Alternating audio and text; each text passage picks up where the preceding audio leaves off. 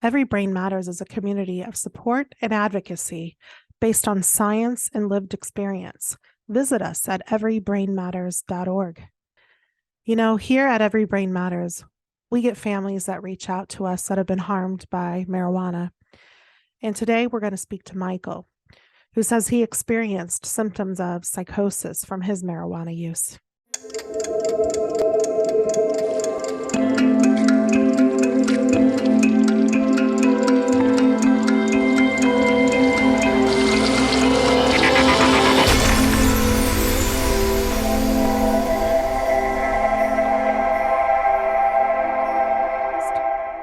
Welcome to the Every Brain Matters podcast.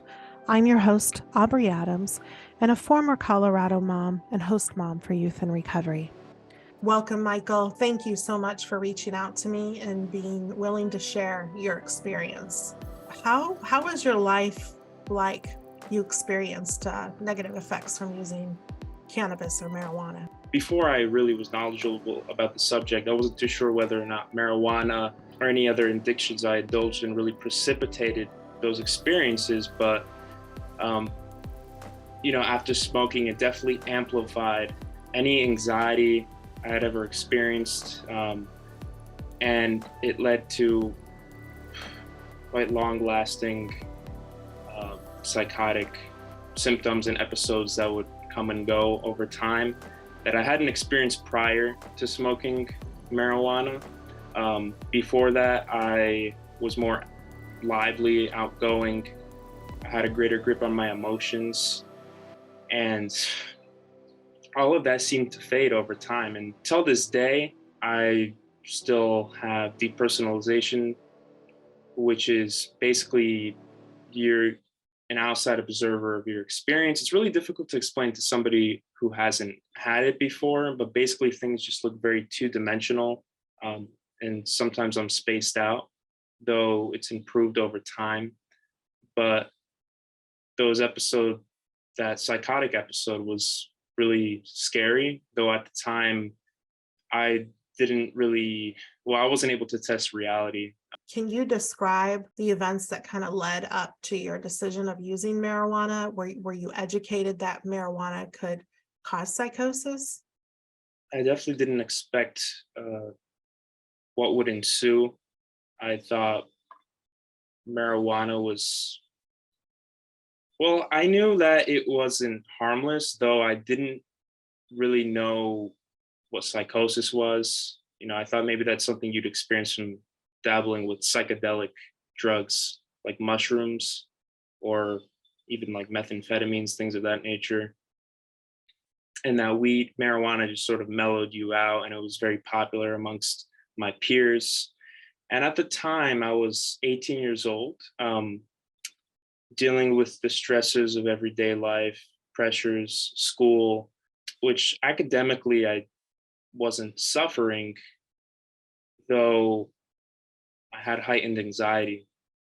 And one of my close friends, I won't disclose too much personal information about any of the people involved. It was really just one person at the time who coaxed me into it, assured me that it would alleviate the symptoms of anxiety that I was experiencing.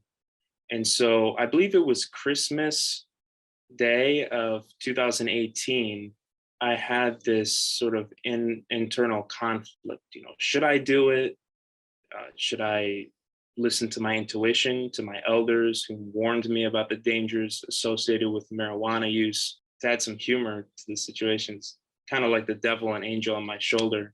But I guess I listened to the peer pressure more, because I thought, like, it can't be that bad. It's just marijuana and everyone's doing it. So I smoked with my friend. The first time I didn't really feel much, so I felt I have to smoke more aggressively, a higher quantity of marijuana. And so that's what I would do over the course of, I think, a month or a few months. My memory of these experiences is somewhat of a blur, so I don't exactly remember every detail of what happened. Over time, I just started feeling kind of spaced out. I had the telltale signs of being stoned, craving more food than usual, In the distance, I would see what appeared to be family members on my street that would actually be like stop signs or garbage cans. And at the time, me and my friend just kind of brushed it off and laughed. And it didn't frighten me in any way, shape, or form. But there was one day while I was feeling really stressed out that day, and he said, "We're going to smoke a ton of weed." And I had this adrenaline rush. Like I enjoyed sort of being rebellious, and I thought it made me cool.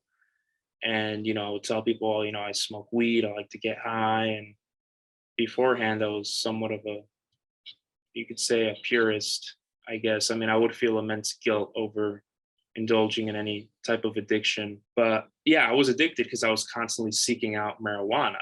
And lo and behold, after doing research, it does play on the same dopaminergic mechanisms in the brain, though I'm not, of course, a specialist. That's just some of my limited research into the matter. I felt really addicted. I was craving it constantly. And so we smoked a lot in the woods. And I was looking at my friend's face and it kind of started like twirling a little bit. And that made me anxious. That precipitated more fear. And I thought, should I really continue doing this? This is probably like the seventh or eighth time I ever smoked weed, but this time it was a really large quantity. And we went back to his house on his porch, and he was smoking through a pipe, but it was just, it wasn't like wax, it wasn't dabbing. It was just the nuggets or whatever you call them. I don't know, but there was quite a bit. We smoked a lot. And he vomited, like projectile vomited on his porch. And I freaked out because I thought it's probably laced. We're gonna die. Something's gonna happen to me. And I just looked at my hands and I was like, what's going on? I feel like I'm dreaming. Like everything felt unreal. I was like, is this even real right now? Um, and he kind of tried to calm me down. He's nothing's gonna happen. Chill out. Um, Unsuccessfully. And then there was a time lapse from being on the porch. And then I found myself in the bathroom looking in the mirror and combing my hair with like gel, combing each other's hair, laughing and just making like crazy hairstyles. And again, I was frightened because I looked in the mirror and I'm like, I don't even remember how I got here, what I'm doing. And basically after that, I went home and I slept it off. And the next day I didn't feel that anymore. I didn't feel spaced out, dreamy. He was fine. I perceived him at the time as very mellow, albeit irritable at times, especially when he was high. I often get annoyed if I vocalize some sort of concern or worry, like, dude, just calm down. Like, I don't know if I can curse, but a lot of cursing. And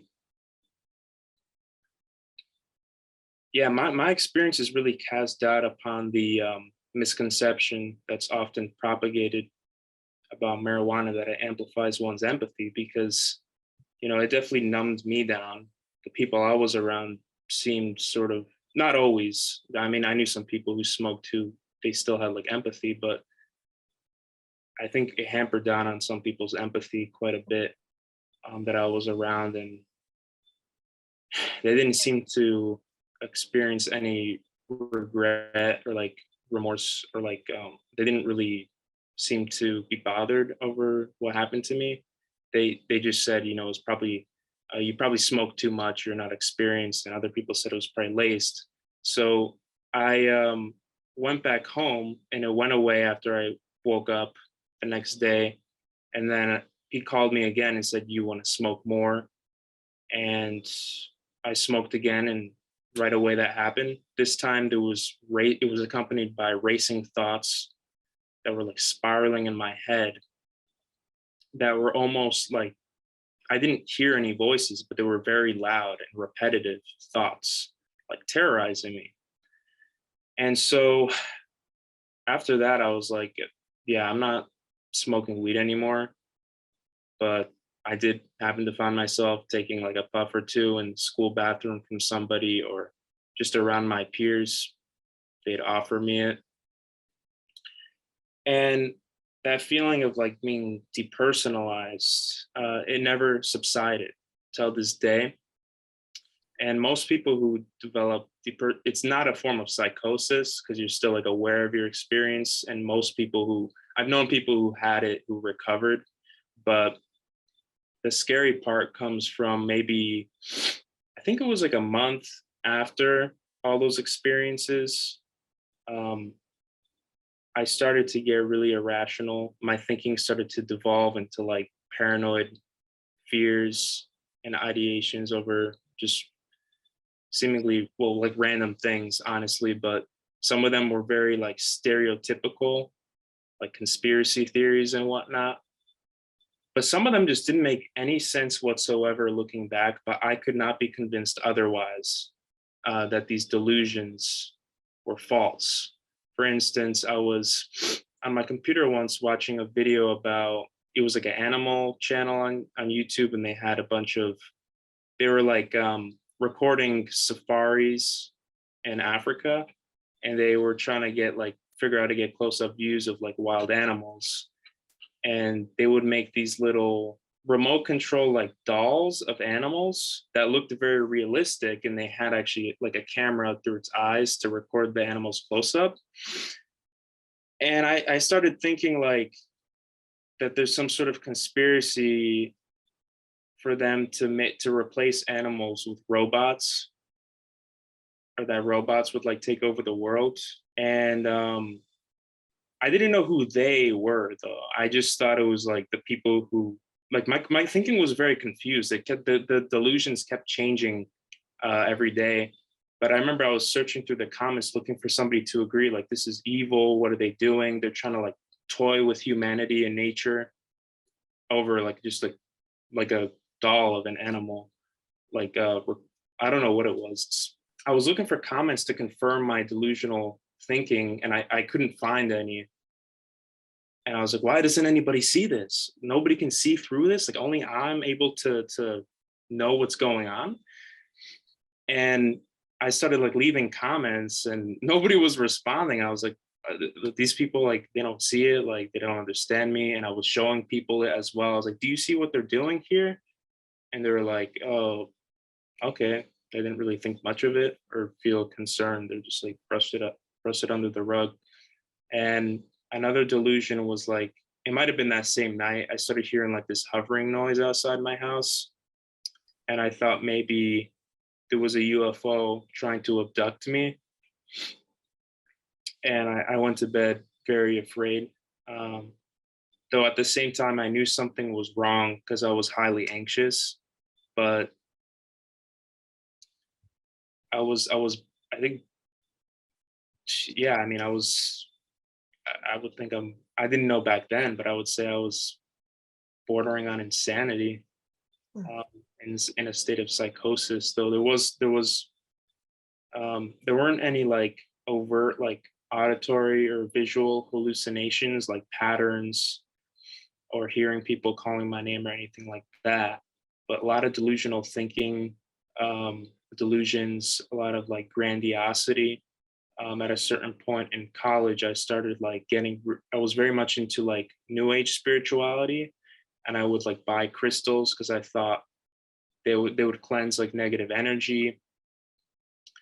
And I would dress up very eccentric, like this shirt that had like stars on it, like a blue hat, and like this chakra necklace.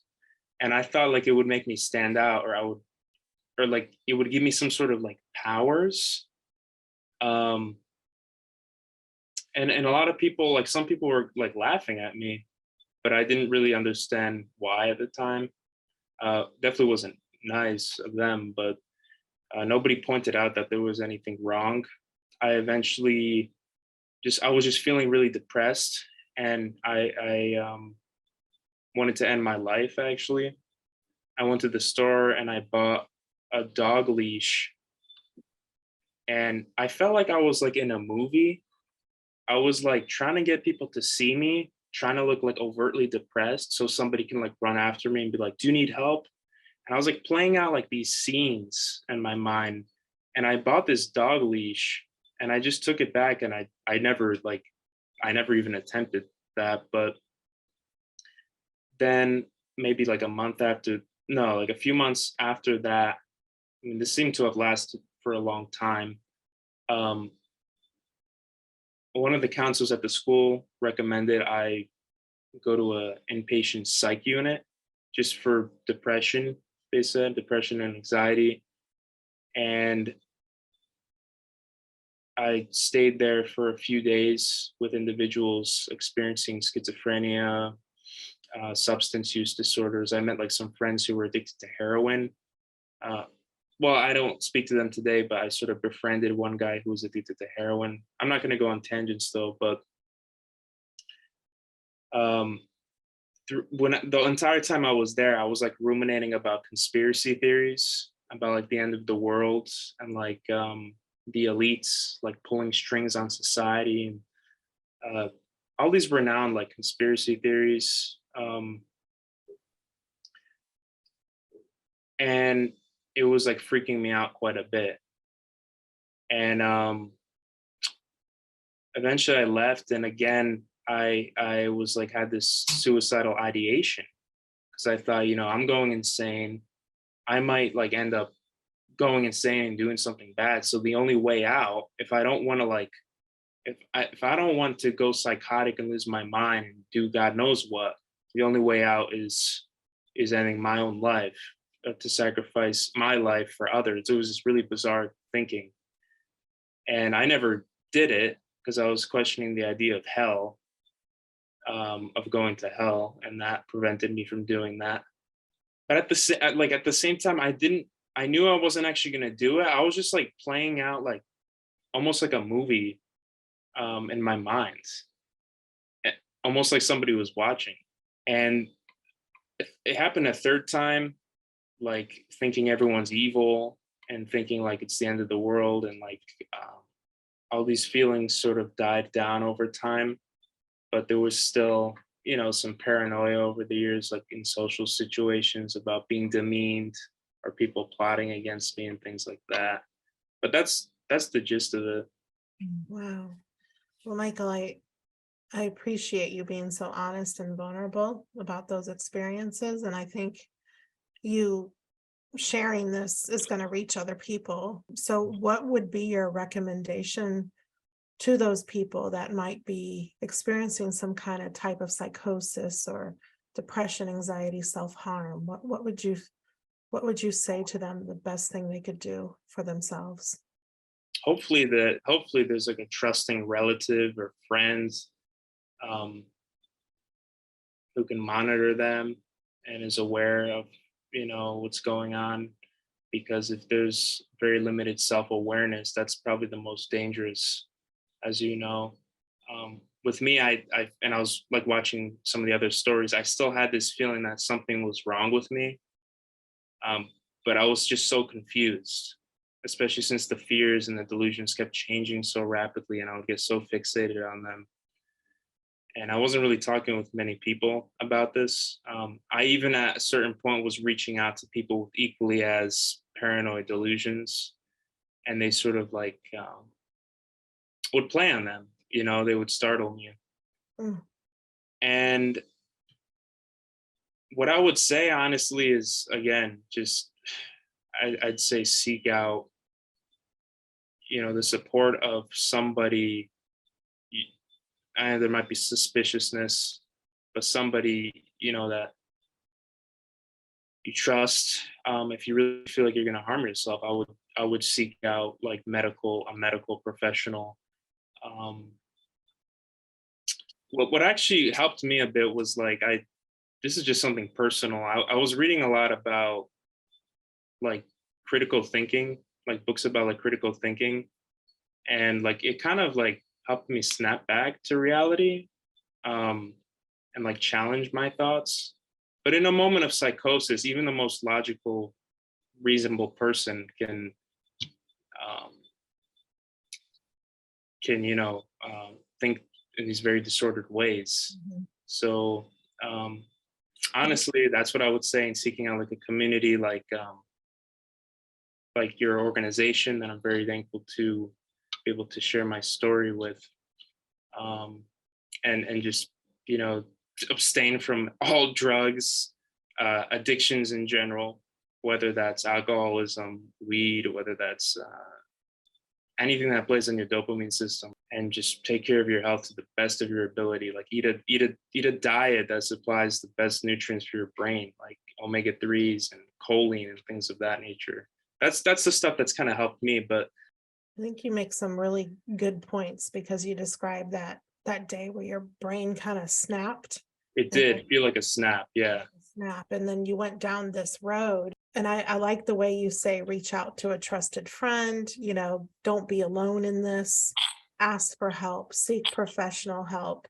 And to the viewers too, if you have a friend who is experiencing delusions, like Michael was just saying, he doesn't think anybody could have talked him out of it at the time. Just be present with them and make sure they're safe and get them the help they need to stay safe. So as their brain is healing and they're processing through these scary moments for them, they're, Michael, I hear you say you were suffering, you were scared because you didn't understand what was going on. And you weren't really open to other people, what people were saying to you. You were really fixated. So these are just really important points for family members and friends who witness some kind of psychosis or anxiety delusions, to be present and to remain calm and keep them as safe as you can and get them into a higher level of care and professional care as soon as you can. But sometimes you got to move forward gentle with it, because if you kind of freak out and the other person gets scared too, things can escalate really fast. And I've been in situations like that before. So I just can't even tell you how much I appreciate you sharing these really personal experiences. And I can say that I think it's becoming very common. I don't know what your view is on that, but I speak to people, a new person almost every day. Not many people are willing to come forward and be public like you, but do you think this is becoming a common thing in our society because of the normalization of marijuana? Yeah, I think marijuana is very much ingrained in our culture. And, some older people see it as like a phase that younger people go through. And some like yourself and other, I believe there was another channel like Mothers Against Pot, something. Oh, parents opposed to pot? Yes. Yeah, that they know more about it because, obviously, like most people know drugs are bad, but until like psychosis, until they actually see somebody get psychosis, that it probably shocks them.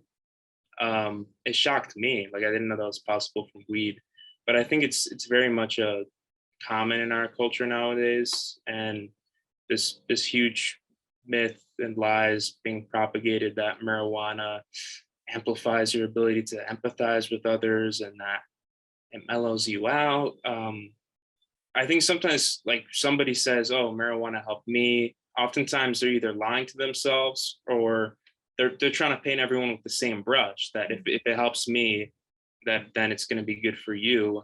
And there's plenty of people who they try to coax others into smoking weed in school. Like I got to warn younger people. Most of the time, when you're going to get high, it's going to be friends from school.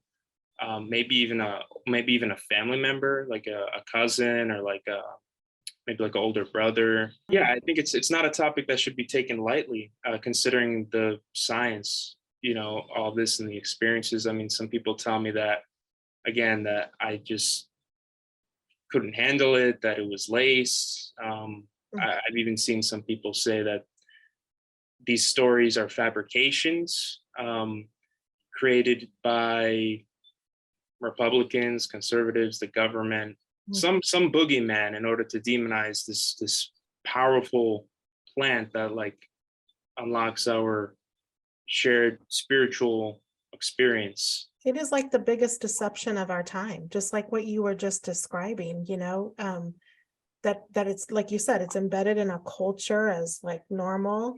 And and you talked about the science too. And the science just isn't weak or moderate. It's very strong. The THC in the cannabis plant, even in low concentrations, can cause episodes of psychosis. Now, most of those psychosis will resolve, but the higher the potency, the more frequent the use, the younger the brain of the user, the greater chance of that psychosis lasting a long time. And 47% of those people that do experience that temporary episode of psychosis convert to chronic psychiatric conditions like schizophrenia or bipolar. And that's like huge. And like you were saying, this shouldn't be taken lightly. This is a serious concern because you're literally talking about having a normal life or living a life with severe mental issues. For the longest time, I was debating with myself whether or not it was marijuana that precipitated that, but then I really put the puzzle pieces together. Every person I know who smokes marijuana, they didn't get psychosis, but they have severe impairments in their memory. So oftentimes they'll tell me something that they repeated several times. Bear in mind, these are people my age. I'm 23 years old. And I'm like, well, you told me that like several times. And also a lot of irritability. I think it hampers down on some people's ability to empathize with others. It creates in some people this sort of grandiosity, that I can do whatever I want without disregarding the respecting others' rights and whatnot. Like when I was in university, there was a lot of people smoking around me and voiced my my concerns and whatnot, and asked them if they could stop. They would lash out at me and try to fight sometimes. So again, it just casts doubt upon that myth that marijuana heightens your ability to empathize with other people. Maybe in some people it does. I don't know the science. I can't say I'm an authority to speak on this matter. Everything you just said is very true. It creates false belief and a lack of empathy and entitlement. I see that a lot. And then I see really hard time regulating their emotions. So if they're going to get mad, they're going to go like to extreme mad. It's not just a little mad, it's extreme. And then if they're feeling sad, it's serious sadness and depression and a hopelessness that comes there. And I've been a host mom for youth in recovery, and I've had teens and young adults healing from the cannabis use disorder and the depression that comes from that after, where their brain is healing. Like, it's so scary to me because I worry that they are going to self-harm, or they are going to do something extreme because they're just suffering and their brain is healing. But the message I can give to those people that are, choosing better, not wanting to use and seeking that help to treat the addiction, just know that the depression is going to be there a long time. So get all the tools and resources around you to get through that, and that your brain is resilient and it will heal, and your dopamine system will start regulating again. It's just going to take a long time. The THC is fat soluble, so it adheres to the fat in our bodies, and our fattiest organ is our brain. So we've got to give our brain a good ample time. And I'm not talking, sometimes it's months, sometimes it's years, to really stabilize and regulate and start functioning well. But like, I love what Michael was saying too, like eat really good, exercise, eat good, all the basic healthy things we're supposed to be doing in general, and get yourself a lot of support. There's no shame in getting support. I love the way you even use the term community. Get yourself in a community that understands, that isn't going to be judgmental, and is going to support you through this process of healing. I've been part of a recovery community here in Houston, and I didn't have to smoke marijuana to have my issues around it. I was devastated and traumatized by what I went through with my family, and I still am today. That hasn't gone away. I just have a lot more tools now to know how to respond to those feelings that I'm having of trauma and stuff. So this types of conversations are just so important. And I want to just express my gratitude towards you once again for having the courage to talk about this, because this isn't easy to talk about at all. It's not. And for a large portion of people who've experienced this, including myself, I can say like with great confidence, like that. My life has never been the same after smoking marijuana. It's never been the same. To this day, I kind of have again, I still have depersonalization. I don't feel like as excited every morning to get up and do things, as opposed to, well, yeah, like 17 years old, 15, 16, 17. I mean, my mood was uplifted most days. I wouldn't ruminate on things, and um, it just changed everything, and I'm hoping, I'm constantly seeking to improve myself, my cognition, exercise, drink a lot of water, clean up my diet, the genetic tests, IQ tests. Academically, I did flourish university. Brain scans, spending a lot of money trying to figure out like what's wrong with me and how to optimize my cognition and to feel better. The impairments in memory have been very severe. Though I think I did alleviate a lot of it through these lifestyle habits. Again, like I said, I take a lot of healthy fats like omega-3, choline. In no way, shape, or form a medical health professional, just somebody who's experienced this firsthand. So I was initially surprised to find there's so many people experiencing this, because I thought there was just something wrong with me, this uniquely. And I think that's a part of the isolationism, the dangers of isolating yourself and why you need a community. Um, Preferably maybe like an outpatient, like support group. I remember I used to go to one where people would talk about their addictions and just anxiety and various issues. Is when you isolate yourself, you can spiral into that thinking where, you're like the only person like who's experiencing this, or you're crazy, or even this grandiosity, this narcissism that you have spiritual powers. And the more you isolate yourself from people, the more your mental health will gradually, or rapidly decline. um, Yeah, we have that in common too. Marijuana changed me forever too. When I witnessed my son and my husband having severe issues, and some of them were episodes of psychosis, it totally changed me forever. And I get emotional because I knew marijuana wasn't good, and I had a really bad experience with it when I was 16. And I thought I'll never do that to myself again.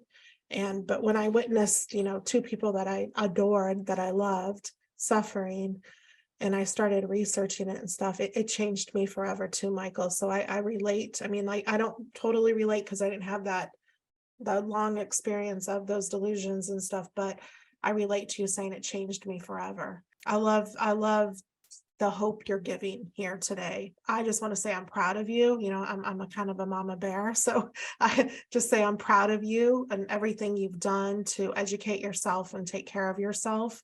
That does give everybody hope. And I think anybody listening to this is gonna relate to that. And so on a positive note, even though marijuana is so damaging, there is hope and we can get better. 2 resources I can give is Marijuana Anonymous. You can just Google it, and they have support groups in person and online. They're worldwide, and they have over 500 meetings a week, which some of us joke that the marijuana proponents in the industry claim that marijuana is not addictive, but somehow this group has formed that has over 500 meetings a week for people who have been addicted to marijuana. And then for family members who have loved ones that have had negative effects from another person's marijuana use, we have Maranon. So it's MAR-ANON.com. And then Every Brain Matters. We have support groups there for families too. And Every Brain Matters is focused on support and then advocacy. We call it legalization of marijuana, but I call it the expansion of marijuana, because people want to just make money off other people's addictions. Yeah, that's really what it boils down to at the end of the day, whether it's cigarettes or marijuana, alcohol. Yeah, I mean, I would definitely be interested in, advocating, bring awareness and shed light on these issues, because again, it's taken very lightly. And even a lot of people I told, they still don't believe me. They think this is just like anxiety, just anxiety. But now, I found out about this organization, and to be able to speak with you and share my story is just, I'm very thankful for it. Because again, I'd say till this day, I don't think I'm the same. I think it's hampered down on my emotions, on my ability to feel pleasure, to experience certain emotions. The people who experience this, they're not to blame because we're made to believe it's good for you, that it's harmless. Others are doing it. Sometimes we're forced to do it or coaxed against our will simply to want to fit in and be cool. There's a big aspect of wanting to fit in socially in school, especially when we're growing up. We want people to like us quite a bit as humans, as a social species. And that's how I was. And I was using it as a form of escapism. Like if I had been able to go to that psych ward earlier and seen that, maybe it would have startled me even more. We've partnered with another organization called the Parent Action Network, and we have a marijuana symposium in Washington, D.C. We just had our first one this past year, and there'll be another one this year, where we want to take voices like Michael's to Washington, D.C. so the legislators can hear the reality of the marijuana expansion or the legalization of marijuana. There's hundreds of marijuana lobbyists, and we don't have enough voices on our side. So our last symposium, Ethan was sponsored to go to Washington, D.C. with us. And he went and he spoke to many legislators, and he spoke to groups of people. And then he participated in a protest. And he was very grateful to do that because he's just like Michael. He feels like he was harmed and he doesn't think this is right. So to the viewers, give a donation to Every Brain Matters to be sponsored to go to these places so his voice can be heard. And then we can support him in that. So that's what Every Brain Matters does. We support and we advocate, because at the end of the day, regardless of what policies are there, like Michael was saying, people need to be informed. Parents need to know. Youth need to know. Everybody has the right to know the truth and the risks and the harms of marijuana. So support us here so we can raise the voices of Michael's and get them in front of legislators. And you just go to everybrainmatters.org. Michael, is there anything else that you would like to the viewers to know?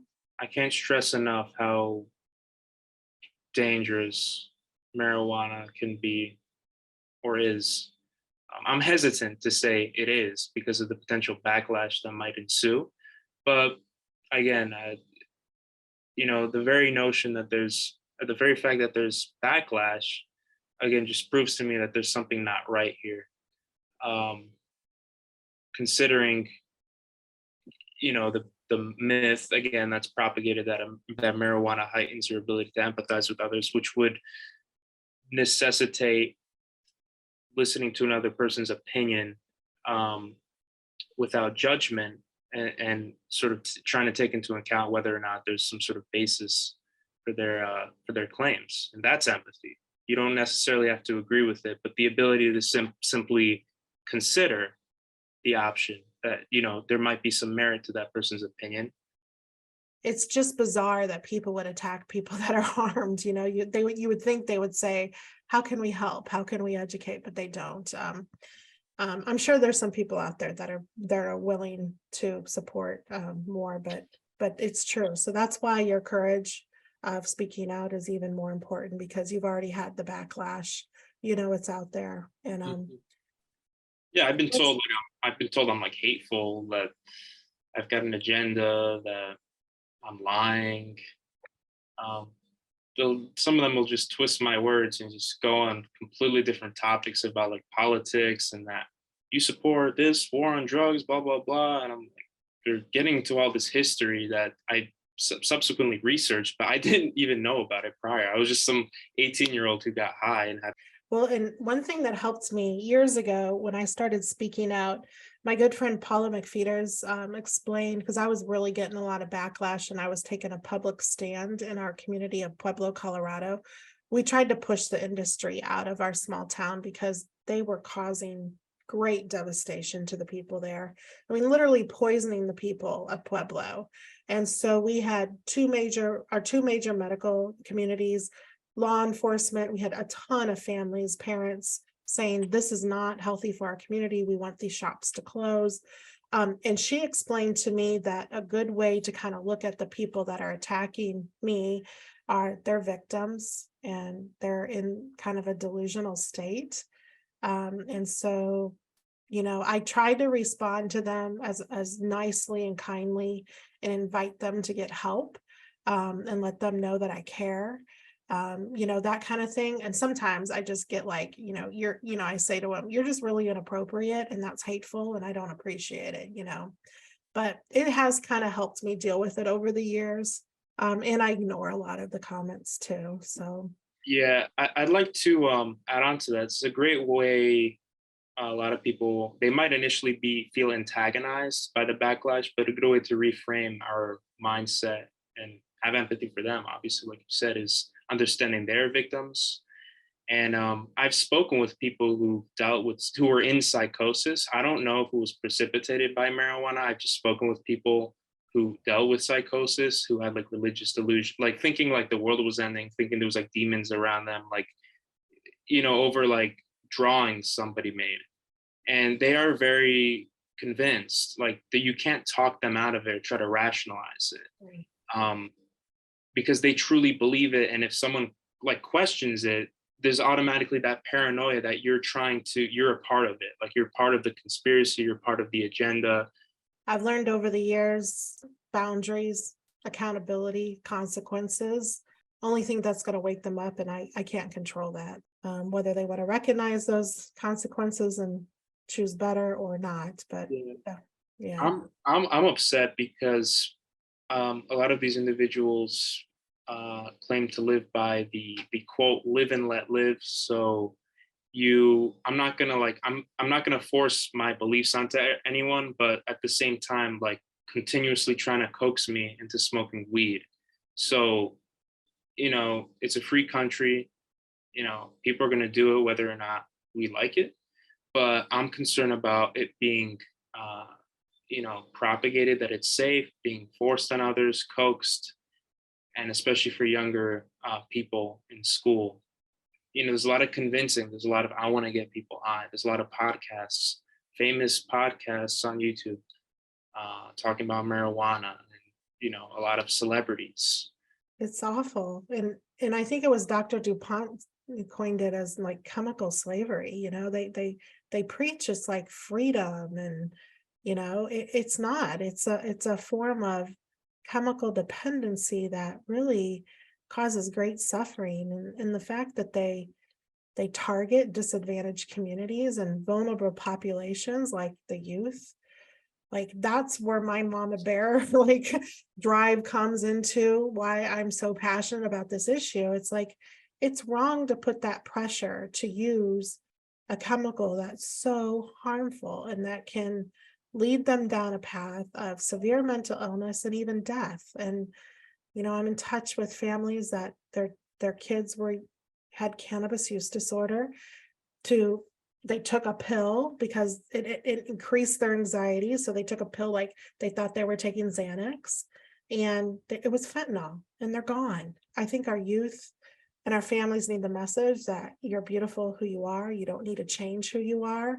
And it's okay to be sad. It's okay to be, feel all these emotions you have growing up. That's your human experience.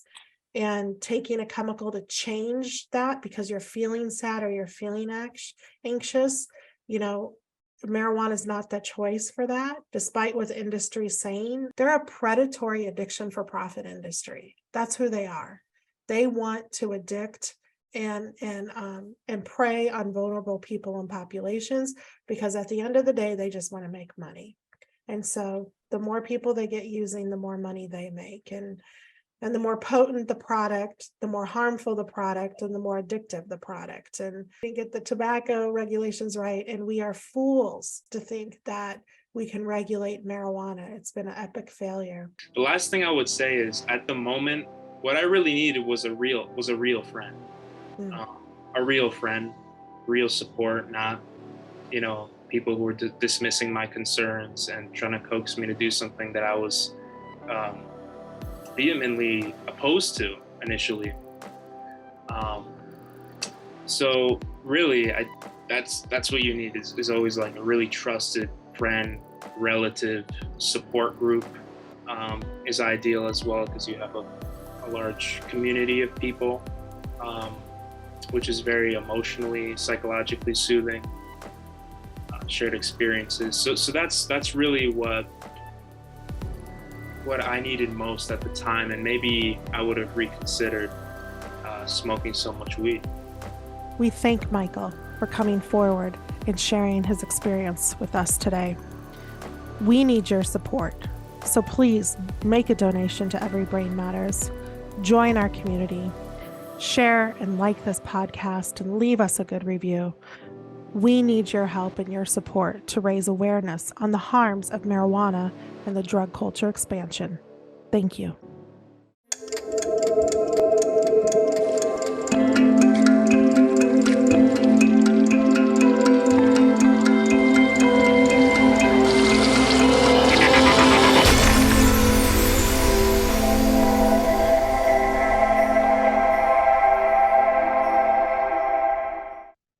Every Brain Matters is a community of support and advocacy based on science and lived experience.